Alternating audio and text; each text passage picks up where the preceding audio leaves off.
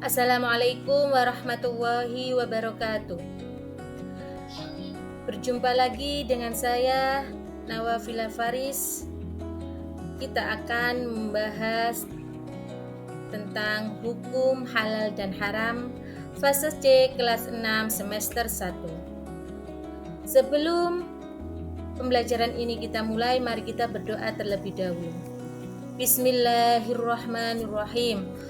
Raditu billahi robba wa bil islami dina wa bi Muhammadin nabiyya wa rasula. Rabbi zidni ilma warzuqni fahma. Amin ya rabbal alamin.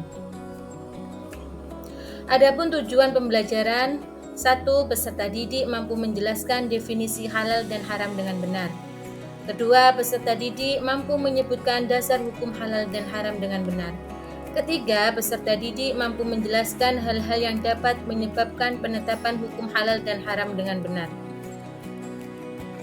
Selanjutnya, definisi dari halal dan haram. Definisi halal secara umum adalah segala sesuatu atau kegiatan yang diizinkan, diperbolehkan oleh syariat Islam untuk digunakan. Sedangkan definisi halal secara khusus segala sesuatu yang diperbolehkan oleh syariat Islam untuk digunakan ataupun dikonsumsi. Kemudian, definisi haram secara umum sesuatu atau kegiatan yang tidak diizinkan, tidak diperbolehkan atau dilarang untuk digunakan. Sedangkan definisi khusus dari haram adalah segala sesuatu yang dilarang oleh syariat Islam untuk digunakan ataupun dikonsumsi. Adapun dasar hukum halal dan haram ada 3, Al-Quran, As-Sunnah, dan juga ijtihad. Yang pertama, Al-Quran. Al-Quran adalah sumber hukum utama dalam ajaran Islam. Segala yang dihalalkan dalam Al-Quran adalah pasti halalnya, dan segala hal yang diharamkan dalam Al-Quran maka sudah pasti haramnya. Penegasan hukum halal dan haram dalam Al-Quran ditegaskan dalam Quran Surat Al-Ma'idah ayat ke-87.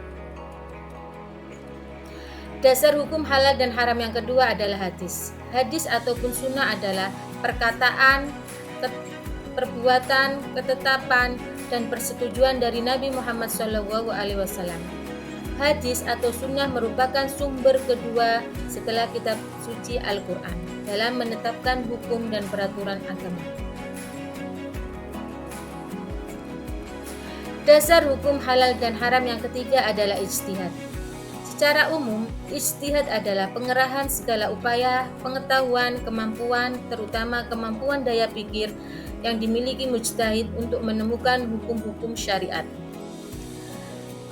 Di Indonesia, ulama yang tergabung dalam Majelis Ulama Indonesia yang bisa berijtihad dan memberikan fatwa atas hal-hal yang dipertanyakan masyarakat tentang boleh tidaknya sesuatu dalam hukum Islam.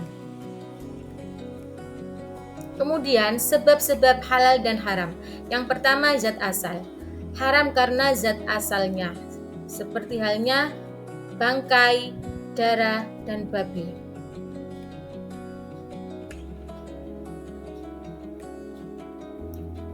Sebab-sebab halal dan haram yang kedua adalah sifat asalnya. Perbuatan dan sikap yang sifatnya buruk, jahat, judi atau syirik diharamkan oleh Allah. Contoh, judi haram karena mengandung unsur ketidakpastian, menimbulkan permusuhan dan melalaikan dari mengingat Allah. Mencuri haram karena merampas hak orang lain. Berbohong haram karena juga dapat merusak kepercayaan dan menimbulkan perselisihan. Sebab-sebab halal dan haram yang ketiga adalah proses.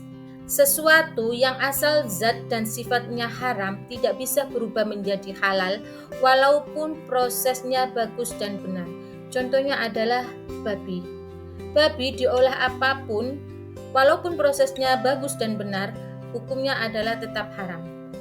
Sesuatu zat dan sifat asalnya baik, jika prosesnya tidak memenuhi syarat-syarat, hasilnya juga haram.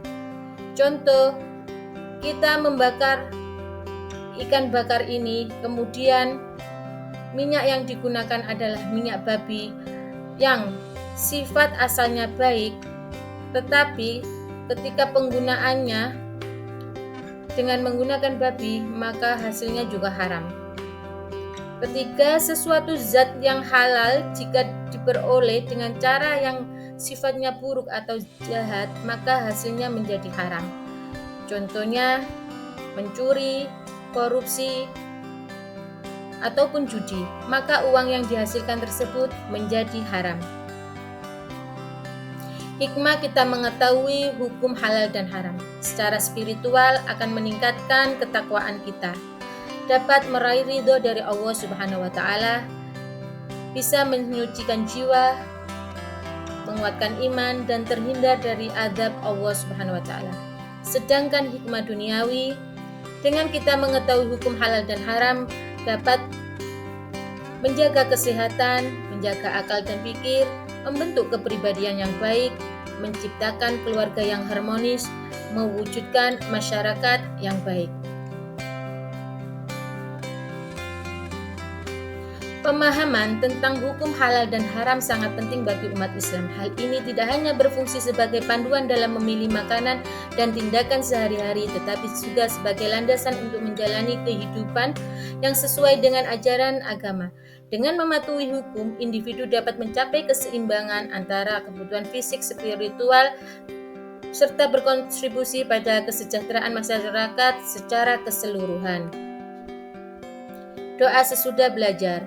Subhanakallahumma wa bihamdika ashhadu an la ilaha illa anta astaghfiruka wa atubu ilaik.